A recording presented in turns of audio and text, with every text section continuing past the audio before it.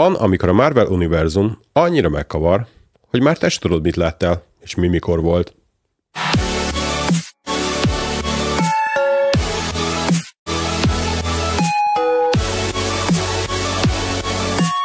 Másrésztről most ugyan nem erről beszélünk, de itt van a Madame Web, ugye a Dakota Johnson, aki egy szerethető, jó színésznő, én szerintem egyébként. Ő is gyakran belenyúl rossz filmekbe, de ettől függetlenül szerintem nagyon kedvelhető színésznő, és ő se húzónév, az ő filmje se érdekel, a kutyát se. Tehát senki nem megy moziba azért, mert Dakota Johnsonnak mit tudom, hány jó filmje volt a múltban. Tehát, szerintem ezt Madame Web-et az például erre akarták ráhúzni, hogy akkor miatta is menjenek az emberek. Persze, és ez mutatja, hogy de nem jön be. De ugyanígy nem jön be a Vin Diesel, ugye már ő is lecsúszott, a Rock, Dwayne Johnson lecsúszott, tehát hogy nincsenek mozgva. De hogy Black-edem, ne csináld már. Tehát az emberek a Black-edem az egyetlen ballépése volt, de ezen kívül... Azért, mert ő játszik benne. A Black-edem tetszett. Most ez más kérdés, hogy neked sikeres volt-e. Valami egyszerűek vagyunk. Szerintem nincsen most igazi húzónév, aki $100 milliókat kaszál csak azért, mert vagy hoz be egy stúdiónak csak mert szerepel a filmjükben. De ez már így volt régen, a 2000-es évektől kezdve, hogy már nincsen sztárkultusz, és most már nincsen olyan, hogy csak a név miatt mennek be az emberek. Nem, a filmnek is jónak kell lennie ahhoz, hogy akkor működjön. De a Dwayne Johnson az például pont olyan, aki miatt elmennek, volt a Jungle Tour, Jungle Cruise. Az nem, az is sikeres lett. Baromi sikeres lett, azt hiszem. Ez nem csak a Dwayne Johnson. Ebben most nem esküdnék meg. Mondjad? Igen. De az Emily Blunt is játszott benne, de most ő viszont végképp nem olyan húzónév, aki miatt elmennek az emberek. Emily Blunt szerintem már egy ilyen ő szerintem a híresebb igen, tudod ki az? Tehát senki nem megy el, mert de emiatt nem mennek el, hogy végre egy új Emily Blunt film. Ez az a mondat az, ami hiányzik. Viszont tudok ellenpéldát is mondani, mert például akkor ott van ugye tehát, hogy miért mennek el, hogy a húzónév, tehát azért mennek el, mert mondjuk a színész, vagy a színésznő, vagy pedig maga a film miatt mennek el. Tehát például ott van miben játszott az Emily Blunt? A Mary Poppinsban. Nem olyan kell. Ez egy véres Mary Poppins volt, amiben jöttek idegenek. Mi volt az? Be Quiet, vagy valami Quiet Place? A Quiet Place. Ott Emily Blunt van. Mondjuk, meg a férje. A férje az első részben meghalt, a második részben jön, hogy ott már nincs férje. Kicsi spoiler volt. De spoilerezhetünk, nem? Várj, most oké, de úgy vicceltem. Ezt most miért hoztam föl? És erre nem baj, ez most itt tetszik. Hogy miért mondom ezt? Azért mondom ezt, hogy azt mondjátok, hogy Emily Blunt nem olyan húzónév, viszont van mondjuk egy Quiet Place 1-2, amire akkor azt most akkor melyik? Most az Emily Blunt miatt mennek be, vagy tehát azt mondjátok, hogy kell a húzónév ahhoz, hogy egy filmre nem, az a Quiet Place miatt mennek be. Tehát itt akarok visszakanyarodni arra, hogy azt mondod, hogy kell egy húzónév, hogy az emberek bemenjenek a filmekre. Vagy kell egy sztori, kell egy történet, és az Emily Blunt helyett az bárki eljátszhatta volna. Tehát mondjuk beteszed a férje nem adta volna a szerepet másnak. Ne. Várjál, most az egy két külön dolog. Tehát nem azt mondjuk, hogy egy jó film attól még lehet sikeres, hogy nem játszik benne senki jó. Most az ellenkezéből indultunk ki, hogy attól, hogy valaki jó, most már nem húzza be az embereket. De Sanyi pont azt mondja, hogy Dwayne Johnson még behúzza az embereket. Igen. És nem az Emily Blunt húzta be mondjuk az embereket. Nem csak az Emily. Szerintem ketten húzták be, mondjuk én azt mondom. Jó? Mondhatod. Persze, hogy mondhatod. Én meg ellent mondok, igen. Mondhatni. Jó van, oké. Dwayne Johnsonnak azért van húzó ereje, hogy ha ő szerepel valamiben, akkor azért arra mennek az emberek, de persze kell az is, hogy a film jó legyen. Szóval nem az van, de egy közepes filmet el tud húzni úgy, hogy akkor 100 millió fölötti bevétele legyen. Nem tudom, nem emlékszem, hogy a Dwayne Johnsonnak van-e bukása. Szerintem biztos, hogy van. Lehet. Mit tudom, van a fehér golírás neki, van amikor Los Angeles elmosta a vihar. Mit tudom én szerintem... A San Andreas az... Én szerintem ezek, ha még sikeresek is voltak, akkor olyan éppen hogy. Tehát nem hiszem el, hogy ezek azok a kassza sikerek, amik $100 milliókat kerestek. Megyek ki. De viszont a gyereket a Billyről. Jó. Eddig ott volt?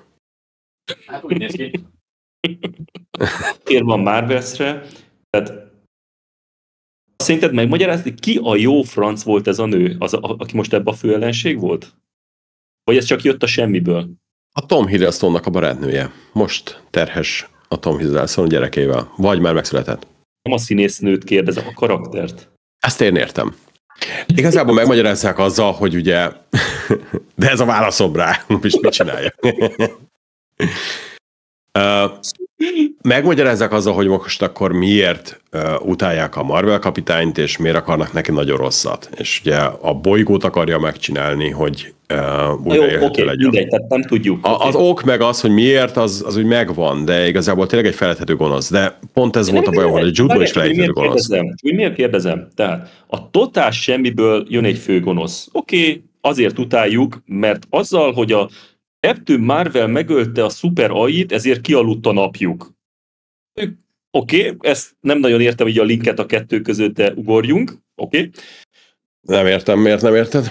Konkrétan a Captain Marvelt azért kellett kiírni az MCU 99%-ából, mert túl erős. Thanosszal fölvette tehát face-to-face tudott harcolni. És jön ez a totális senki, akit így előkaptak valahonnan, aki korábban egyébként ráesett 2 kődarab, és attól kifeküdt, most konkrétan face-to-face tud harcolni a Captain Marvel-lel. Aki ezt leírta, érted? De várja, van ott az a dárda, amelyiknek a végére fölrakta azt a követ, amitől sokkal erősebb lett, mint a Captain Marvel. Ez benne ott a sztori, hogy azzal az egy cuccal van erősebb. Lehet, hogy megint hülyeséget beszélek, mert rég láttam. De van valami eszköz, amitől erősebbé válik. Nem, az van, hogy nem a karperec, tényleg a karperec. El tudja nyerni a fény energiát, vagy mi a lószart, ami állítólag a Captain Marvelnek a fényenergiával van valami között, ezt is most szedték a semmiből, mert korábban erről sose volt szó. Nem ez a lényeg, hanem a karperecet a csaj egyszer használja, amikor a Captain Marvel lőni akar rá a fényenergiájával, és akkor az erősíti. Igen. De konkrétan, amikor nem használja az erejét, csak fokozza, akkor is így tartja ez a totális senki a Marvel univerzum legerősebb karakterének, jelenleg filmes univerzum legerősebb karakterének a kezeit. Tehát, hogy aki ezt leírta, szégyen, hogy ezt a filmet forgattak. És az is hogy a Kevin Feige, vagy hogy mondják a nevét, hogy ez jó lesz. És amikor a csaj összeüti, elégeti őt a francba, amikor a Kamala Khan összeüti, akkor meg ő csak fogja, azt használja egyből, érted? Tehát amikor ő összeüti a 2 karpercet, szénné ég, és nyit egy új egy ajtót egy másik univerzumba, amikor a Kamala Khan meg jó, akkor most akkor használom az energiát, és csinálj egy ilyet, és akkor már jön is ki az energia belőle. Hatalmas nagy fasság. Jó, de a Kamala Khan ezt kapta a anyjától, és ő már tudja használni ezt. Egyik, ja, de a másikat most ismerte meg. Igen, de hát ugye karperec, úgyhogy Sanyi, tudja. Ezek a filmek neked készülnek, kezdem azt hinni egyébként, bazd meg. Én írom őket titkon. Te nem könnyebb túlépsz ezeken a hülyeségeket. Mindent meg lehet magyarázni. Nagyon jó, meg lehetne. Ezt nem. De nem magyarázzák meg, okés. Az egy mondatot se csinálják meg. Oké, értelek. Most nem, Ricsi, végighallgattad egyébként? Hallottad? Hallgattam, igen. Tehát ez volt a hülyeség, tehát hogy jön is sokáig senki, akkor ezzel most azt mondják, hogy ez a csaj egyébként simán tudott volna harcolni Thanosszal. Hogyha tudott volna harcolni Thanosszal, akkor igazából Thanos mégse volt olyan rémisztő főellenség, a franc vessen bele. Thanosszal tudtak harcolni, csak a végtelen kövek ellen nem tudtak harcolni. Hogy Thanos a végtelen kövekkel lett erősebb, amúgy meg egy ugyanekkora nagy erős karakter volt, mint mondjuk egy Drax. Nem, Thanos kemény volt. Nem, tudom. Thanos az első kővel már legyőzte Hulkot. Tehát mondjuk az is egy tök szar jelenet volt egyébként, de most ez menjünk. Nem, az egy nagyon jó jelenet volt. Főleg ott volt a Loki is. Az a Endgame-nek az eleje. Most visszamentünk, érzelmileg azban mi volt a jó jelenet? Na, beszéljük már ezt, hogy abban mi volt szerinted a jó jelenet? Hogy ott az Endgame volt. Megjelent Thanos az embereivel, kinyírta az összes életbe maradt, hogy hívják a Thornak a népét? Asgardiak. Kinyírták az összes Asgardit, igen. Elkezdi folytogatni a Lokit, mint az egyetlen túlélőt, aki azt mondja, hogy de nekem van egy Hulkom. És akkor Hulk előkerül. Addig valószínűleg várta a sötétbe, hogy mikor mondják ki a nevét, hogy jöhessen. Ez egy jó jelenet volt. Mi? Addig Bruce Banner volt, és amint kimondták a nevét, felhozott Hulk-á. Szóval, nem emlékszem, hogy kerül az oda, az tényleg már nagyon régen volt. Pontosan így, tehát hogy Loki azt mondja, van egy Hulkunk. És akkor konkrétan, mint a Krokodil Dundee 2-ben, amikor azt mondja a csávó, hogy van egy dongom. Tehát, hogy dorogom, van egy dorogom. Nem, az nagyon jó volt megcsinálni az Infinity War-ba is, meg az Endgame-ben is, hogy ezt lehetett érezni, hogy Thanos és az emberei, a fő emberei, azok rettentő erősebbek az Avengers, és az jó volt megcsinálva, az meg volt mutatva, hogy itt most mi kemények vagyunk, és keményebbek is vagyunk, mint ti. Tehát azt szerintem nagyon jó meg volt csinálva. Ez bohóckodás volt. Tehát az, hogy van egy éjkalperece, meg ez bohóckodás volt. Nem érezted az elejét, nem féltél tőle. Eszembe jutott, miközben néztem Marvelt, hogy melyik volt olyan főgonosz, akitől én igazából tartottam, féltem. Tehát azt, mint főgonosz, hogy most ez valamit csinálni fog, az ott tényleg tönkre, vagy meg fog ölni, vagy valami főszereplő, akit én szeretek, az el fog tűnni. Hát én 2 főgonoszra emlékszem, az egyik az a Thanos, nagyon jó volt, a másik meg a Negan a Walking Deadből, amikor megjelent. Az egy igazi ízé volt. Ő egy olyan főgonosz volt az elején, esküszöm, hogy soha nem fogom elfelejteni, amikor megjelent a Walking Deadbe, az egy igazi olyan utáltam az elejétől kezdve, amit csinált, és mellette féltem tőle, hogy bármit fog csinálni, akkor egy főszereplő, akit én szeretek, az ki fog íródni. Tehát ténylegesen volt egyfajta gyűlöletes félelem a főgonosz ellen. 5. évad vége. De ez tényleg nagyon jó volt. Jó. Tehát azt hittem, hogy azt mondtam, hogy a Negan megjelent a izéba, a MCU-ba is. Nem, csak azt mondom, az meglepett volna. Igen. Nem a karakter, hanem a színész, de... És így csapja a pókembert. Ott kicsit sajnálnád a Tom Hollandet. A Lucy-lel megismerni a Tom Hollandnek a fejét, és a agycsimba fog repülnének mindenfele. De nem, de tényleg az, hogy tehát ez nem csak azt arra mondod, hogy nem akarok kapálozni itt különböző dolgok között, csak tényleg a Thanos tényleg egy olyan volt a kérdés, akire még így emlékszem, hogy hirtelen, tehát az, hogy 3 másodpercen mondjak nektek egy ilyen főgonoszt, akkor nekem a Negan az mindig ott lesz, mert az igen, de hogy a MCU-n belül van-e valaki, aki... MCU-n belül a Thanos volt az, akire azt mondanám, hogy ténylegesen egy olyan... De miért? Mert nekem annak erőt sugárzott, nem volt erős, hanem mert több részen keresztül vezették fel. Hogy több részen keresztül ismerted, már tudtad, hogy jönni fog, tudtad, hogy kemény lesz és nagyon erős lesz, és utána, amikor megjelent, akkor tényleg az volt. És ugye a felvezetés az, ami számít. A Negan példát, amit mondasz, abban is ugyanez volt a szitu, hogy sokat beszéltek róla, aztán egyszer csak megjelent, mert a csapatát megismerted, és utána pedig megérkezik ott a lakókocsi. És tényleg egy kegyetlen. És akkor megkapod azt, amit ténylegesen vártál, sőt, még rosszabbat is. Az tényleg nagyon jó volt. Az életem egyik egy ilyen olyan season finalja volt, amit soha nem fog elfelejteni. Az nagyon jó volt. És onnantól kezdve szar lett az egész. De amúgy, de az jó volt, csak ilyen side note megint. Tehát. Most olvastam egy olyat, hogy a Thanosnak a csettintését attól nagyon tartottak, hogy mit fog szólni majd hozzá a közönség, mert ha ugyanúgy veszik, mint az összes többi ilyen Marvel filmet, hogy nincs tétje a dolognak, úgyis visszajönnek, úgyis visszahozzák, akkor igazából nincs nagy tétje az egésznek, és nem fog hatásos lenni a végtelen háborúnak a vége. De aztán sikerült megcsinálniuk úgy, hogy tényleg hatott is, mert több következő filmen keresztül végigvitték, hogy akkor a csettintés az van, és ez így van most már. És utána feloldották a időutazással. És jól csinálták ezt.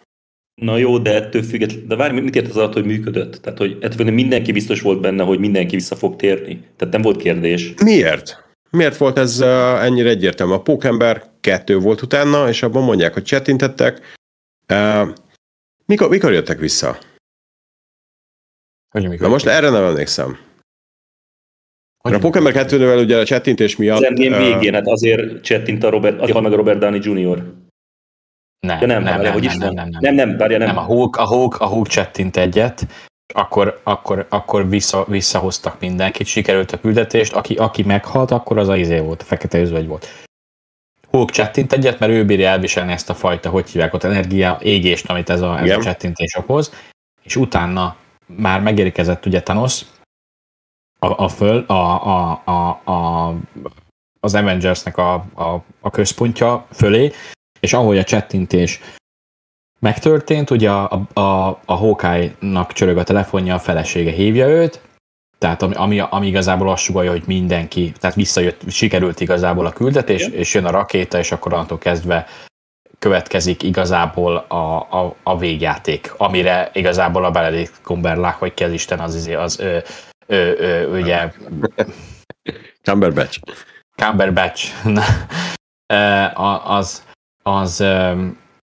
Ugye lepörgette a rengeteg verziót, és ez a verzió volt az igaz, amivel tudnak győzni Thanos ellen. Na jó, de aztán Robert Downey Jr. is ugye chattint, de akkor csak azért chattint. Az a chattintés már arról szólt, hogy a chattintésben ő igazából a chattintést elől eltünteti a Thanost és a seregit. Nem, a végtelen köveket tünteti el. Ja, Thanos meg a seregét, nem? De hamuvá válnak. Ugyanúgy, ahogy korábban a Pókember. Igen. Thanos meg a seregét tünteti el, a végtelen köveket meg azok nem. A végtelen kövek elpusztul. Nem, mert pontosan ez a lényege, hogy az Endgame-nek az elején akkor ugye amikor Thanos után mennek, akkor kérdezik, hogy mi történt, és akkor igazából nem azt mondja, hogy chattintés után hogy elpusztultak a kövek. Nem elpusztultak. Tehát igazából a chattintés után mondjuk érdekes, hogy akkor miért az időben pont ez, hogy összegyűjtsék megint a köveket. Igen, hogy azok a kövek elpusztultak, amiket Thanos gyűjtött össze, de a múltban lévő kövek azok még léteznek. Na, tehát a lényeg az, hogy képregényfilm, Sanyi, tehát ettől függetlenül, tehát pont mindenki tudta, hogy mindenki vissza fog térni.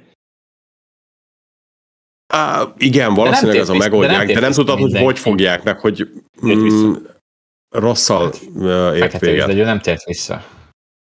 Okay. Ő nem térhet vissza. Az Zoe Saldana se tért vissza. Nem vitatkozok, tehát igen, ő még nem tért vissza egyébként. Sőt, jó, ez képregény, persze, ez rendben van. Sőt, ahogy hívják, ugye a Galaxis őrzőjéből a főhős. A Zoe Saldana. Igen, és tehát az ő szerelmük is igazából a semmivé lett megint, tehát amit felépítették 2 rész alatt, a harmadikban ugye igazából azt teljesen szétrombolták. Tehát azért mondom, hogy történtek olyan változások, amik igazából visszafordíthatatlanok lettek. Ez a visszafordíthatatlan egy forgatókönyvírónak 2 percébe kerül bármilyen hülyeséget visszafordítson. Igen, de utána te panaszkodsz miatta, hogy nem fordította vissza tök jól, és nem magyarázta el rendesen. Mint amikor a Dallasban Bobby kilépett 2 év után kilépett a zuhany alól, bármivel vissza lehet. Majd kiderül, Bruce Banner zuhanyzott, így van, és akkor mindenki él. Robert Downey Jr. 40 éves. Az a világ. Nem mondom, hogy a multiverzum erre a legjobb módszer, hogy a multiverzumban mindenki ott van, és mindenki tud csinálni mindent. Csak hogy az nem az a karakter, meg nem úgy történt az élete. Mindegy, tényes való egyébként, hogy nyilván az átlagnéző, aki összehozza ezeknek a 2 milliárdos bevételeket, az igenis, ő azt akarja, hogy vissza legyen hozva a fekete özvegy, vissza legyen hozva a Robert Downey Jr. Én tökre azt mondom, hogy nekem sokkal többet jelentenek ezek a filmek, hogyha a halál az végérvényes lenne. Akit kinyírtak, az meghalt, kész. Nincs többen. De ez a baj, hogy utána a Robert Downey Jr. meg hiányolod, hogy miért nem jön vissza. Nem hiányoljuk, ez hülye, nem őt hiányoljuk. De, mert hogy legyen olyan jó, mint a Robert Downey Jr. Egy olyan karaktert hiányolunk, aki tudja azt a szintet hozni. Aki föl tud nőni ahhoz a feladathoz. Nem egy vasembert, hanem legyen annyiféle Marvel hős van. Miért nem lehet egy nem vasembert, hanem egy másik Marvel hőst kiragadni, aki fogja húzni a következő évadokat? És ehhez kell egy A-kategóriás színész. Az igazság, Sanyi, hogy az új Marvel filmekben nincsenek A plusz kategóriás színészek szerintem. Nem jók a színészek. Szarok. Nem szarok. Messze nem. Nem, ugyanúgy benne van az összes többi, aki eddig benne volt. Elsők volt, vagy mi volt amiben Angelina Jolie meg nem, az a Eternals. A Eternals, az Eternals. Örökkévalók. Vagy valami örökkévalója. Na, nekem azt tetszett az a film, és abba jó színészek voltak, A-kategóriás színészek voltak. Igen, és ott van az idővonalban, hogy nem mondják meg, hogy mi történt azzal a nagy kézzel, ami kijött ott az Atlanti-óceán közepén. Azóta se tudunk róla semmit, mert az viszont benne, az első kvázi bukás volt. Van egy kardos emberke is a végén, ugye aki az a penge. Meg nem, tudom, a Kit Harington. Igen. Az... Fekete lovag, nem? Talán a fekete lovag, de passz, most arra nem tudnék mint mondani. Arról se lesz semmi. Azért van, Eternalsban jó volt a sztori, szerintem nekem tetszett, jók voltak a színészek, jók voltak az effektek, jó volt benne egy kis érzelmi, hogy elárulsz, nem árulsz el, mi lesz itt, mit csinálunk, hogy csináljuk. Ez jó volt szerintem, de voltak is benne híres színészek. Ezekben már volt egy Samuel L. Jackson. Az kész, és ő is már igazából azért vállalt el szerintem, mert már éppen nem volt mit csinálni. Nem, ő mindent elvállal. Neki úgy van megírva a szerződése, hogy mindenre jössz, kész. Igen? De ő nem, csak ő alapból szerintem a pénzért csinálja. Szerintem a Samuel Jackson az típusan ez a nem tudom mennyire dolgozik, $100,000 hozzávágnak mindenféle egy szírszar szerepére, és mindent elvállal. Mindent. Igen. Nem dolgozik. Jól csinálja. De azért jó színész, tehát ő egy A-kategóriás színész, ő bármit el tud játszani. Tehát most is azt játszottam, amit valószínűleg kértek tőle. Legyél ilyen. Jó, nem szívni akartam, én csak mondom, hogy mindenbe szerepel. Tehát, hogy most megnéztem az Eternals-t, IMDb-n 6.3. Hát nem szar, de nem is kiemelkedő. Tehát nagyon messze van ez szerintem az igazán jó filmtől. Én nagyon szeretem azt a filmet, nekem pont jól működött, és pont elég hosszú volt, és tök jól kifejtették a dolgokat. Tényleg nagyon szétdarabolt, nagyon sok karaktert mozgatott, nagyon egyszerű az a trükk, amit csinálnak benne a vége felé a szalmahelyekkel, de szerintem az egy jól összerakott film volt, csak ugye Marvel-es is volt, meg a kvázi friss Oscar-díjas rendezőnővel készített film, úgyhogy vártuk, hogy egy kicsit másabb legyen, mint a Marvel-es többi sorozat, vagy film, és nem lett másabb. Ugyanolyan volt, mint a többi. Viszont de voltak benne, meghaltak benne, tehát haltak meg benne hősök. Igen. Tehát azért ez is egy új dolog. Várjál, maximum olyan hősök. Most mindig az Eternalsról beszéltek, ugye? Igen. Olyan hős halt meg benne, aki korábban nem szerepelt, és később se szerepelt soha. Ki a szart érdekel? Hát ugyanaz, mint a főgonoszok az összes többi Marvel filmben. Pontosan, totál felejthető generál főgonoszok. És egyébként visszatérve a gondolat legelejére 50 perccel ezelőttről, ez a másik nagy hibája az MCU-nak.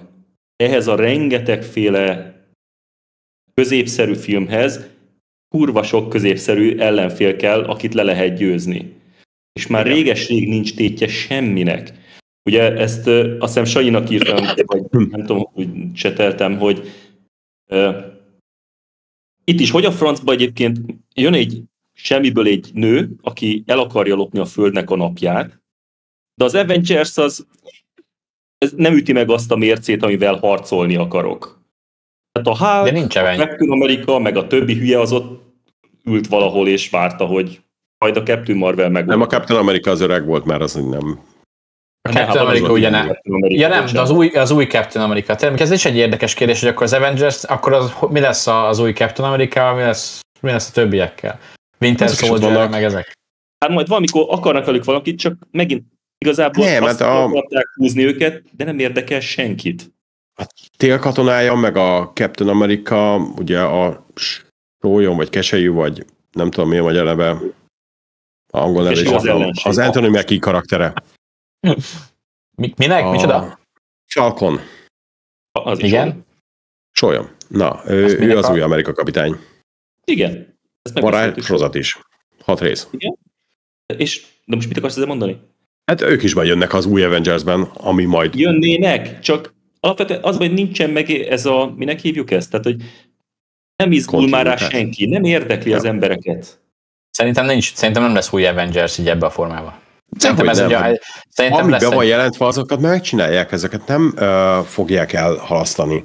Ezek meg lesznek, maximum buknak sokat, és vissza fogják venni a költségvetést, és nem lesz... utána lesz újra tervezés, amit már az elkövetkező 3 évre terveztek, azokat nem megcsinálják. Emlékszel a Marvelre? Emlékszel a Hulkra? A Edward Nortonos Hulkra? Igen. Nekem az a kedvencem. Az egy nagyon jó hák volt szerintem, én nagyon szerettem, és most ma olvastam utána, hogy ugyan már miért lett, ugye... És miért lett vége? Azért, mert ugye állítólag, amit olvastam, az, hogy Edward Norton ugye szeret beleszólni igazából a forgatókönyv írásba is, meg magába a filmbe is, minden jelentve, akár meg a felvételekben is, és igazából ott volt egy ilyen... Két dologot mondtak, hogy volt egy ilyen ellentét, nem tudták igazából csinálni filmet, és volt még egy ellentét, hogy amit a Marvel elképzelt ebbe az univerzumba, abban az Edward Nortonnak a személyisége és az a fajta színészi képessége, meg az, hogy ő játszik, nem fért bele. Kellett egy jó fejebb karakter, úgy néz ki. Igen, és Mark Ruffalo szerintem sokkal jobb. Jó döntés volt, de ezzel csak azt akartam mondani, amit te mondtál, hogy ami megvan írva, az meg fog történni. Én úgy gondolom, hogy Marvelnek, meg az MCU-nek megvan a tökössége ahhoz, hogy szerintem változtasson dolgokon, ha nem. Mindenképpen fognak változtatni, hát most a Kang Dynasty a következő résznek a címe, úgyhogy azt valamilyen módon át kell alakítsák. Ezt akartam még mondani. A Dr. Doom-ot akarják meg szerintem főgonosznak tenni, mert most a Deadpoolban... Hatalmas főlenség lenne. Mert volt a Fantastic Four-ban 2-szer. És de az nem a képregényes Dr. Doom-ot hozta. Az egy szarkozott. Latvériással, meg mindennel. Mi volt a Dr. Doom? Latvéria a Dr. Doomnak az országa. És de ezt hol láttuk? Ezt benne volt az MCU-ban valahol? A fantasztikus ezt mondom, neked elég a triviák. Tehát, hogyha elhangzik egy mondat, akkor ez a képregényes Dr. Doom. Az nem attól lesz képregényes nem. Dr. Doom, hanem minden mástól, ami abból a filmből hiányzott. Ne idegesítsél már. De lesz új fantasztikus. Nem. Honnan tudod, hogy a Dr. Doom az jó karakter? Mert én olvastam képregényben néhány száz epizódot belőle. Tehát a Dr. Doom a képregényekben az egyik legjobb karakter. És ezért mondtam az előbb, ő rohadt jó főellenség lenne, mint a Thanos, hogyha nem szórják el egy 100 perces fasságra, aminek a végén kötelezően vesztenie kell, mert a képregényekben a Dr. Doom rengetegszer győz egyébként. Tehát, hogy igen, hogyha abból föl tudnának építeni egy félelmetes ellenséget. Meg kiderül, mert valószínűleg most is építkeznek a főellenséggel.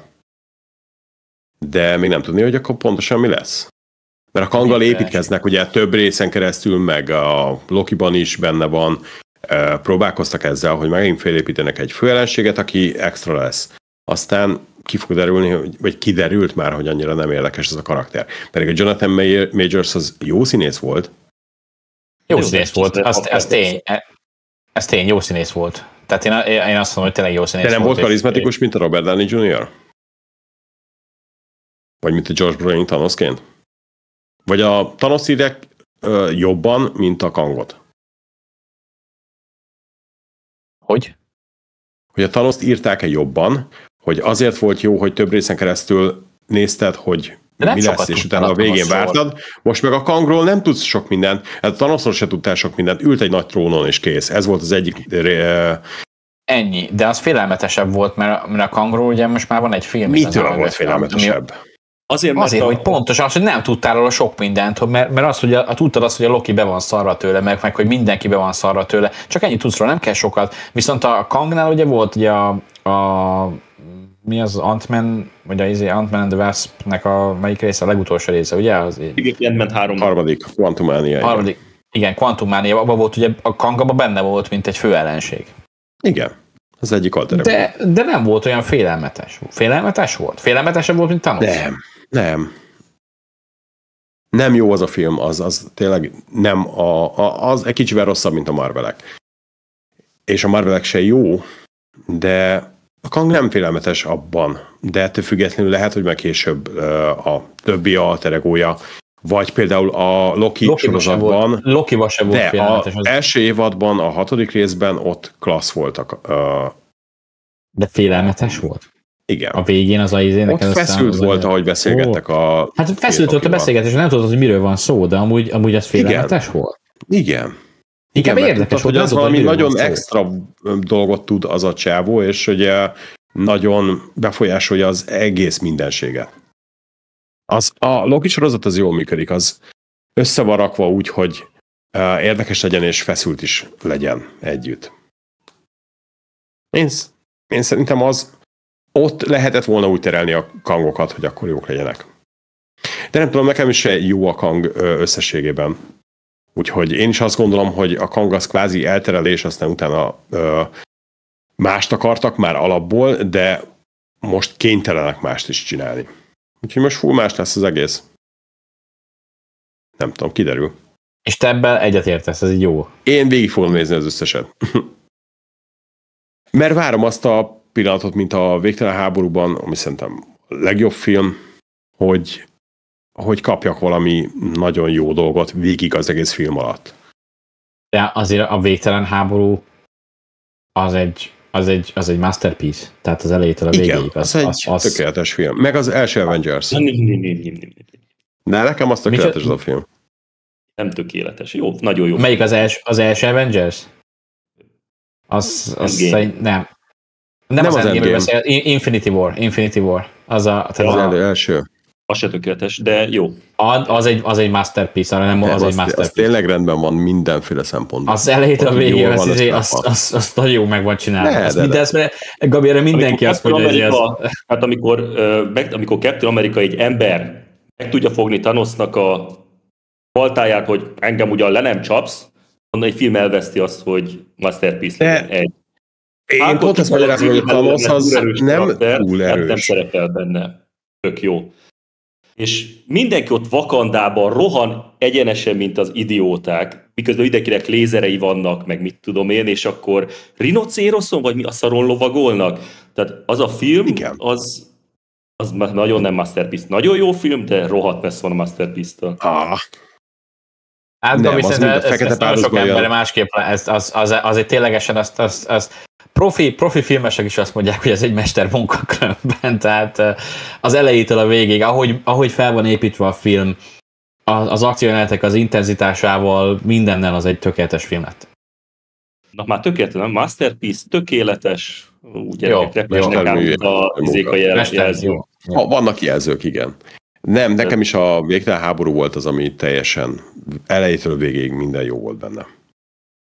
Nekem az Endgame-ben már voltak. Most itt belegondolva, tehát a Captain America az simán fölveszi a harcot a Thanosszal. Igen, mert ezt mondom, hogy szerintem a Thanos az nem erős alapból. Gyerekek, tehát hogy nem, ez az MCU-nak egy alapvető, az legelejétől fogva egy kezdő problémája. Minden karakternek az ereje jelenetről jelentre változik, attól függően, hogy milyen... Ez fejlődés.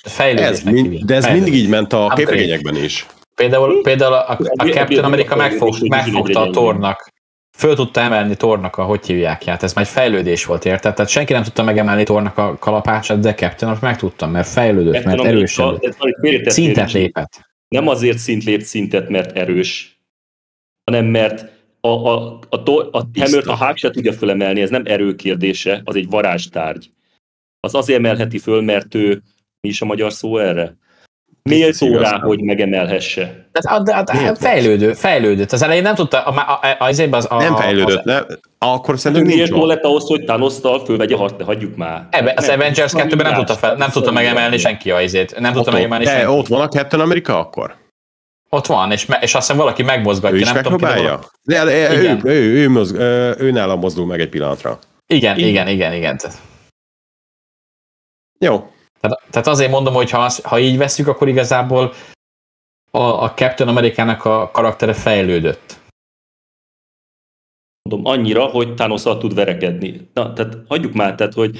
Én még mindig azon vagyok, hogy a Thanos az alapból nem volt erősebb, mint a szupererősök többsége. Erősebb volt, és gonoszabb volt mindegyik. Nem. Plusz az Infinity War végén már nem tudom hány izéja van, kavicsa. Az 3 vagy 4, igen. Hát, és mondom, a Vision, aki elvileg valami szupererős akármi, simán legyőzi és félkézzel kiszedi a fejéből mit tudom én, Hát neki egy végtelen köve van. Hát igen, de ő egy műtét után esett. Végtelen kővel rendelkező robot, az nem tud harcolni Thanosszal, de Captain America tud, mert méltó rá. Hagyjuk már. Mert valami olyasmi van, hogy ugye a Víziónak az a képessége, hogy átmegy mindenen, és ott megpróbál átmenni, hogy elmeneküljön kvázi, és elkapja, mert neki van másik olyan köve, ami mondom, olyan dolgon vitatkoztam, hogy azt mondtam, hogy jó film, de rohadt messze van a tökéletes. Vitatkozni.